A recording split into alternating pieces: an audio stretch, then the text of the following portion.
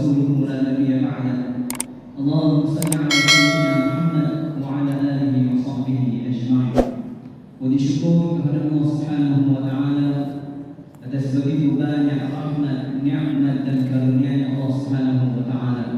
Salawat dan salam kepada Nabi kita Nabi Muhammad sallallahu alaihi wasallam, kepada keluarganya, sahabat-sahabatnya dan seluruh pengikutnya hingga yaumil qiyamah. Tengku-tengku, boleh-boleh Bapak Ibu yang dirahmati Allah Subhanahu wa taala. Alhamdulillah kita senantiasa diberikan kesehatan oleh Allah Subhanahu wa taala. Ini nikmat yang insyaallah kita menjadi hamba yang bersyukur kepada Allah Subhanahu wa taala. Dan sebagaimana kita ketahui bahwa saat ini kita berada di penghujung Ramadan, di fase terakhir daripada bulan suci Ramadan. Artinya kita akan meninggalkan Ramadan, atau Ramadan akan meninggalkan kita. Maka kita bisa merasakan kesedihan karena selama ini kita merasakan nikmatnya beribadah di bulan suci Ramadan. Berbeda, sangat berbeda dengan bulan-bulan yang lain. Begitu mudahnya kita beribadah kepada Allah Subhanahu wa taala. Inilah berkah daripada bulan suci Ramadan. Tetapi Ramadan tinggal beberapa hari lagi. Maka oleh karena itu, mari sama-sama kita tafakkur, kita merenung, kita introspeksi diri. Sejauh mana sudah kesungguhan kita beribadah kepada Allah Subhanahu wa taala? Sejauh mana kita mempersembahkan ibadah kita kepada Allah Subhanahu wa taala? Dan kita berharap seluruh ibadah kita diterima oleh Allah Subhanahu wa taala. Kemudian Rasulullah sallallahu alaihi wasallam memberikan petunjuk kepada kita semuanya. Bagaimana ketika kita sudah memasuki 10 terakhir daripada bulan suci Ramadan, sebagaimana diriwayatkan oleh Sayyidah Aisyah, Rasulullah sallallahu alaihi wasallam bersabda, "Kana Rasulullah sallallahu alaihi wasallam idza dakhala al-'ashr," ketika Nabi memasuki 10, al-'ashr al-akhir, 10 terakhir dari bulan suci Ramadan, Rasulullah sallallahu alaihi wasallam syadda mizarah. Maknanya apa? Rasulullah sallallahu alaihi wasallam memperkuat, mengencangkan tali pinggangnya. Maknanya apa? Rasulullah bersungguh-sungguh. Rasulullah sangat fokus di 10 terakhir. Ini artinya apa? Intensitas ibadahnya, peningkatan ibadahnya Rasulullah sallallahu alaihi wasallam ini luar biasa. Jadi Ramadan itu kurang lebih 29 atau 30 hari ini setiap hari meningkat dan meningkat terus ibadahnya. Ini ibadahnya Rasulullah sallallahu alaihi wasallam. Bahkan Nabi 10 terakhir ini i'tikaf. Dan alhamdulillah banyak dari saudara-saudara kita yang mengikuti sunnah ini. Kemudian apa sunnah Nabi? Ketika memasuki 10 yang terakhir, Rasulullah sallallahu alaihi wasallam ahya lailahu. Rasulullah sallallahu alaihi wasallam hidupkan malamnya. Dan Nabi luar biasa ibadahnya. Maka qiyamul lail, bacaan Al-Qur'annya, zikirnya, bahkan Nabi tidak tidur. Begitu fokusnya Rasulullah sallallahu alaihi wasallam. Karena berbeda, 10 terakhir berbeda dengan sebelumnya. Tajallinya, ini puncak dari tajalli di 10 terakhir. Maka Rasulullah sallallahu alaihi wasallam menekankan kepada kita semuanya, jangan sampai kita lalai. Kita harus bersungguh-sungguh 10 terakhir ini. Rasulullah ahya lailahu, hidupkan malam-malamnya. Dan kita di mana? Posisi kita di mana pada malam-malam tersebut? Dan kita tahu Rasulullah sallallahu alaihi wasallam sebagaimana dikisahkan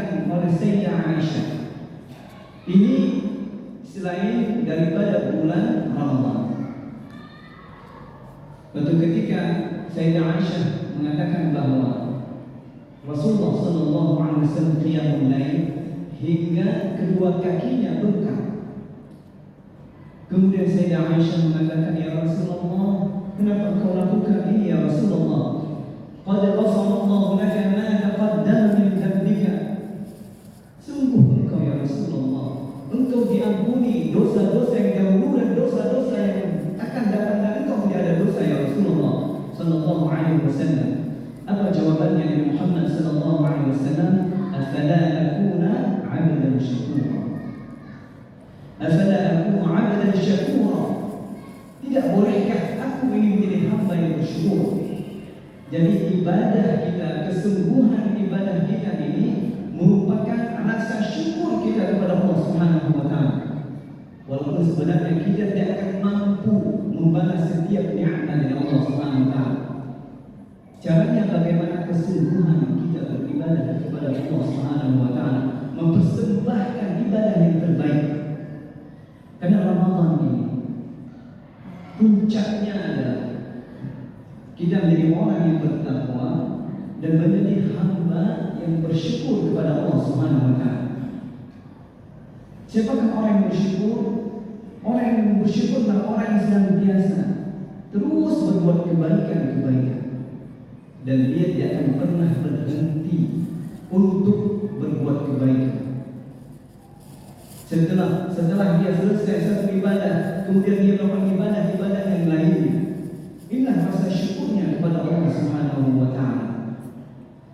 Kemudian Nabi Muhammad sallallahu alaihi wasallam di 10 terakhir, Nabi tidak melupakan keluarganya. Wa Allah ahlahu. Rasulullah bangunkan anak-anaknya, keluarganya, istrinya untuk beribadah kepada Allah Subhanahu wa taala. Di satu sisi kita ini ibadah bukan hanya soleh secara pribadi, tapi kita melupakan keluarga kita. Maka beribadah kita juga mengajak keluarga-keluarga kita, saudara-saudara kita. Inilah yang dikehendaki oleh Rasulullah sallallahu alaihi wasallam. Maka 10 terakhir ini Rasulullah sallallahu alaihi wasallam secara khusus, dan ini sebuah penekanan dari Nabi Muhammad sallallahu alaihi wasallam. Nabi mengatakan ada sesuatu rahasia besar yang terjadi di 10 terakhir, maka cari. Rasulullah sallallahu alaihi wasallam bersabda, "Taharraw lailatal qadr fil 'ashri al-awakhir min Ramadan." Carilah Lailatul Qadar di 10 terakhir daripada bulan suci Ramadan. Dalam hadis yang lain Rasulullah sallallahu alaihi wasallam bersabda, "Tahiru Lailatul Qadr fil witri min al-'ashri al-awakhir min Ramadan." Carilah, kita tuntut, kita cari, kita berburu supaya kita mendapatkan hikmah dan Lailatul Qadar. Jadi itu artinya kita tidak main-main. Kita memfokuskan seluruh kekuatan kita, hati kita, pikiran kita, tenaga kita, semuanya untuk Allah Subhanahu wa taala, untuk beribadah kepada Allah Subhanahu wa taala. Maka Nabi mengatakan cari di malam-malam yang ganjil, di 10 terakhir bulan suci Ramadan. Jadi Rasulullah sudah membuka sebuah rahasia besar. Ada apa dengan Lailatul Qadar? Sebagaimana Allah Subhanahu wa taala berfirman, "A'udzu billahi minasyaitonir rajim. Bismillahirrahmanirrahim. Inna anzalnahu fi lailatul qadar." Sesungguhnya kami telah turunkan Al-Qur'an pada malam Lailatul Qadar. Jadi Al-Qur'an yang mulia ini diturunkan pada malam Lailatul Qadar. Ini turunnya dari Lauhul Mahfuz, sekaligus jumlatan wahidah, 30 juz lengkap ini pada malam Lailatul Qadar. Dari Lauhul Mahfuz ke Baitul Izzah di langit dunia. Ini secara sekaligus diturunkan oleh Allah Subhanahu wa taala. Kemudian baru dari Baitul Izzah diturunkan kepada Nabi Muhammad sallallahu alaihi wasallam melalui malaikat Jibril Ini secara berangsur-angsur sesuai dengan kebutuhannya Nabi Muhammad SAW selama kurang lebih 23 tahun.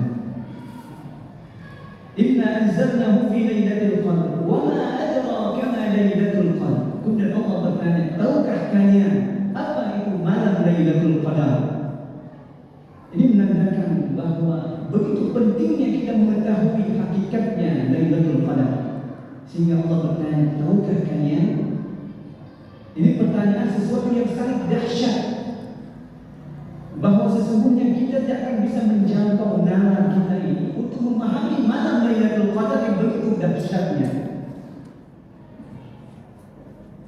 Kemudian apa makna qadar? Profesor Dr. Qursyah mengatakan ada 3 makna al-qadar. Yang pertama, al-qadar maknanya mulia, malam yang penuh dengan kemuliaan, malam yang begitu luar biasa dahsyatnya. Yang kedua, makna al-qadar adalah sempit. Dan yang ketiga adalah al-qadar maknanya adalah ketentuan yang Allah Subhanahu wa taala. Dan ketiga makna, kalau kita kaitkan dengan peristiwa yang terjadi pada malam Lailatul Qadar, ini sesuai semuanya. Yang pertama adalah malam kemuliaan, karena di situ juga diturunkannya Al-Quran. Orang yang beribadah di malam tersebut, maka mereka adalah orang-orang yang mulia di sisi Allah Subhanahu wa taala, yang akan diangkat derajatnya oleh Allah Subhanahu wa taala. Dan kapan berlaku malam tersebut? Ini sejak matahari terbenam sampai hatta matla'il fajr, terbenamnya fajar. Ini sudah tajalli dari Lailatul Qadar, sudah Allah tampakkan. Kemudian qadar maknanya sempit. Kenapa sempit? Pada malam tersebut dunia ini sempit dengan hadirnya para malaikat-malaikat yang begitu banyaknya. Allah kirim malaikat pada malam tersebut. Malaikat mendoakan orang-orang yang beribadah, meringankan beban penderitaan mereka. Jadi malaikat bekerja di malam tersebut, berdoa kepada Allah untuk orang-orang yang beribadah di malam Lailatul Qadar. Karena saking banyaknya malaikat, maka malam tersebut terasa sempit dunia oleh begitu luar biasa para malaikat yang hadir. Yang ketiga, al-qadar adalah malam ketentuan, takdir kita. Semuanya ditentukan malam tersebut. Allah memandang kita dengan pandangan cinta dan kasih sayangnya. Allah menatap kita, yakhshakumullah fi wa yubahi bikum malaikatahu. Dan pada malam tersebut Allah membangga-banggakan kita di hadapan para malaikat-malaikatnya. Dan di situ Allah membagikan ketentuan hidup, takdirnya, rezekinya, kehidupannya, kematiannya. Maka pada malam tersebut ditentukan oleh Allah Subhanahu wa taala, pada malam qadar, ketentuan dari Allah Subhanahu wa taala. Kalau mungkin ada takdir kita yang tidak baik, maka diubah oleh Allah Subhanahu wa taala. Maka perbanyak berdoa di malam tersebut, jangan kita sia-siakan. Lailatul Qadri khairun min alf syahr. Malam Lailatul Qadar adalah lebih baik daripada 1000 bulan. Allah menyebutkan bulan karena bulan itu ada cahayanya. Maka kita berharap seperti bulan. Bulan ini menerima cahaya dari matahari, kemudian dipantulkan ke bumi. Dan kita berharap mendapatkan cahaya nur dari Allah Subhanahu wa taala. Dan nur itu, cahaya itu ada manfaatnya untuk orang yang lebih banyak. Keberadaan kita di dunia ini ada manfaat dan cahaya yang bisa menerangi kehidupan orang lain. Dengan cahaya tersebut tidak akan pernah sesat selama-lamanya. Tanazzalul malaikatu war-ruhu fiha bi'izni rabbihim min kulli amr. Dan pada malam tersebut para malaikat-malaikat turun, dan roh yaitu malaikat Jibril pun turun ke bumi. Untuk apa? Untuk mengurus seluruh persoalan hidup manusia. pada malaikat mengurus kita semuanya. Tentunya kita banyak persoalan hidup, banyak hal-hal yang menyedihkan kita. Semoga dengan malam tersebut kita berdoa seluruh penderitaan kita diangkat oleh Allah Subhanahu wa taala. Seluruh persoalan kita, hidup kita ini diselesaikan oleh Allah Subhanahu wa taala. Allah berikan jalan yang mudah, rezeki yang mudah, kehidupan yang mudah, keluarga yang baik, keluarga sakinah mawaddah warahmah. Dan Allah berikan ketenangan. Karena di akhirnya salamun hiya hatta matla'il fajr. Kedamaian, kesejahteraan diberikan kepada orang-orang yang beribadah di malam tersebut hatta matla'il fajr, sampai terbitnya fajar. Jadi orang yang ciri-ciri orang yang mendapatkan Lailatul Qadar, maka mereka adalah orang yang selalu didatangi oleh malaikat. Apa tugas malaikat? Malaikat ini membersihkan kebaikan-kebaikan, menyuruh kita untuk berbuat kebaikan. Itu ada malaikat, ada bisikan dari malaikat, sehingga kita ini mudah beribadah kepada Allah Subhanahu wa taala. Dan orang yang mendapatkan Lailatul Qadar hidupnya senang, tenang, damai, tidak ada kebencian, tidak ada kedengkian, tidak ada iri, dan dia memaafkan orang lain. Hatinya sudah bersih, tenang. Inilah yang dihendaki kita. Dalam Al-Quran, yawma la yanfa'u malun wa la banun illa man atallaha biqalbin salim. Yaitu pada hari tidak ada manfaat harta dan anak-anak kalian kecuali apa? Orang yang datang kepada Allah Subhanahu wa taala biqalbin salim, dengan hati yang selamat, hati yang tenang, hati yang bersih jiwanya, tidak menyimpan keburukan-keburukan dalam kalbunya, apalagi keburukan orang lain. Dan dia adalah orang yang suka memaafkan siapapun dan mendoakan orang-orang yang menzalimi. Inilah tanda dan ciri orang-orang yang insyaallah akan mendapatkan kemalan Lailatul Qadar. Semoga kita semuanya mendapatkan itu, dan insyaallah hidup kita menjadi hidup yang lebih baik. Dan insyaallah Allah panjangkan umur kita sehingga tahun depan kita juga bisa bertemu kembali dengan bulan suci Ramadan.